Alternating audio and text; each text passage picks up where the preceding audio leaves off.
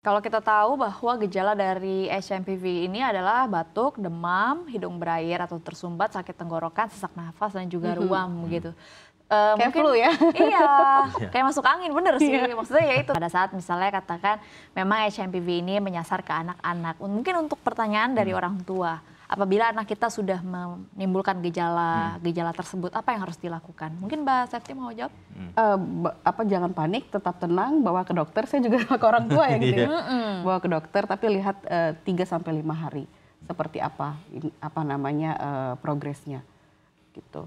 Jadi tetap jangan panik dulu. Ya. Kalau ada apa-apa baru bawa ke dokter. Dan memang kuncinya jangan panik ya, karena saya memang melihat di media sosial itu beberapa konten memang ya menimbulkan kepanikan. Iya, bahkan untuk berita yang sebenarnya untuk berita yang datar aja gitu ya, sebenarnya sekedar pengumuman gitu ya, itu juga komentar dan reaksinya itu juga banyak gitu kalau di media sosial. Bahkan mungkin kita lihat di Instagram kita juga banyak yang komentar, yang likes juga banyak banget gitu ya. Padahal itu sebenarnya berita yang lumrah kan, sebenarnya ada penyakit-penyakit. Tapi sebenarnya ada juga loh isu, saya lupa tadi saya mau ngomong, ada juga isu yang mengatakan kalau sebenarnya ini sengaja dilempar, isunya dibesar-besarkan karena Trump mau naik.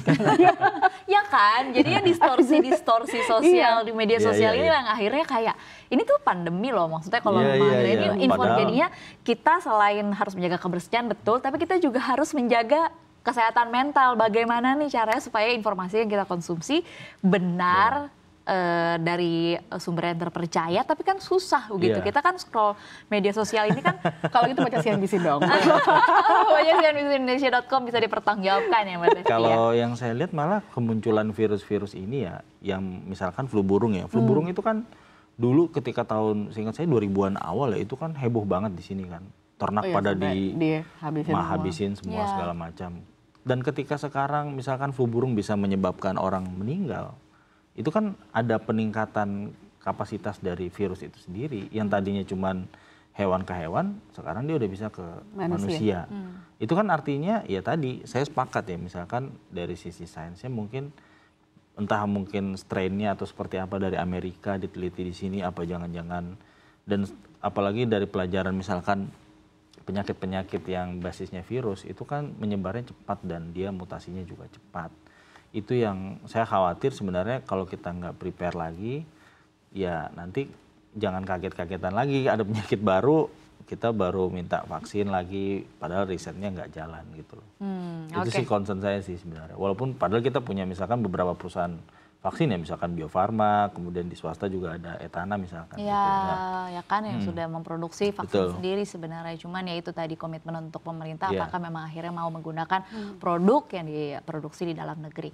Nah, pertanyaan selanjutnya tadi kan kita bicara berkaitan dengan kesehatan, kemudian distorsi sosial yang terjadi di sejumlah media sosial. Ada satu lagi itu bicara berkaitan dengan ekonomi. Karena ya selain negara yang trauma juga pasti ekonomi pribadi masyarakat masing-masing juga mengerikan begitu. PHK di mana-mana. Kemudian banyak orang yang akhirnya dirumahkan dan lain sebagainya. Kita pasti punya kerabat atau bahkan mungkin bisa jadi mengalami begitu kan. Nah, apakah memang kalau dari perspektif ekonomi pribadi kita sebagai masyarakat harus mempersiapkan kantong-kantong khusus berkaitan dengan kondisi-kondisi pandemi yang nggak bisa ketebak ini, Mbak Septi? Ya kalau risiko ekonomi kan pasti ya. Apalagi kan kalau sekarang itu kan tidak hanya penyakit ya. Belum tentu loh HMPV ini di cover asuransi atau penyakitnya. Iya benar-benar. Tapi memang menariknya ke arah yang lebih luas. Tidak hanya penyakit yang silih berganti baru yang kita hadapi. Ke depan itu kan stabilitas itu memang jadi salah satu hal yang jadi pusat perhatian, instabilitas. Kenapa? Karena ada perang yang masih terjadi. Kalau direlatitin ke dunia internasional ya, selain perang ada juga tarif yang akan diberlakukan oleh Trump. Belum lagi perubahan iklim. Memang kan sebaiknya kan kita itu antisipasi ya. Bagilah uang kita kemana-mana, jangan masukin ke satu pocket gitu. Jadi investasinya jangan satu hal aja. Kalau bisa investasinya disebar kemana-mana, gitu kan ya. Tapi menarik juga sih kalau nggak salah beberapa tokoh internasional itu udah pegang cash katanya sekarang. Iya kan, ya itu tadi kan balik lagi kalau akhirnya penyakit saja bertransformasi begitu ya nggak di cover lagi sama asuransi, bagaimana dengan nasib kantong kita begitu kan. Jangan sampai akhirnya kita terkena penyakit-penyakit ini tapi nggak tahu gimana cara bayarnya begitu.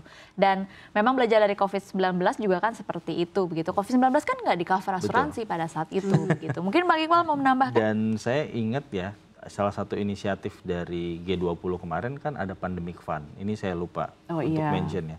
Pandemic Fund ini kan inisiatif yang baik ya untuk antisipasi pandemi, walaupun jika terjadi lagi gitu. Walaupun kita juga nggak berharap kan ada pandemi lagi ya, tapi saya lihat di beberapa pemberitaan Pandemic Fund ini kan salah satu yang memimpin kan Pak Khatib Basri ya. Beliau juga mantan Menteri Keuangan dan saya lihat arahnya juga sudah pas ya untuk membantu terutama negara-negara terbelakang ya dari sisi ekonomi untuk mempersiapkan fasilitas kesehatan dan ketahanan kesehatannya mereka. Itu yang pemerataan. Iya, karena ke depan pandemi mungkin 10 tahun lagi atau 15 tahun lagi kan ada yang pernah mengatakan seperti itu ya, jangka waktu antara dari COVID dan pandemi berikut juga jangka waktunya pendek.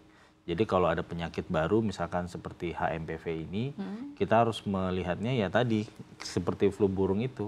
Jadi ada HMPV, flu burung, nanti ada apa lagi nih? Itu yang membuat sebenarnya antisipasinya harus makin tinggi ya bagi bukan cuma pemerintah saya rasa tapi bagi kita sendiri secara pribadi ya.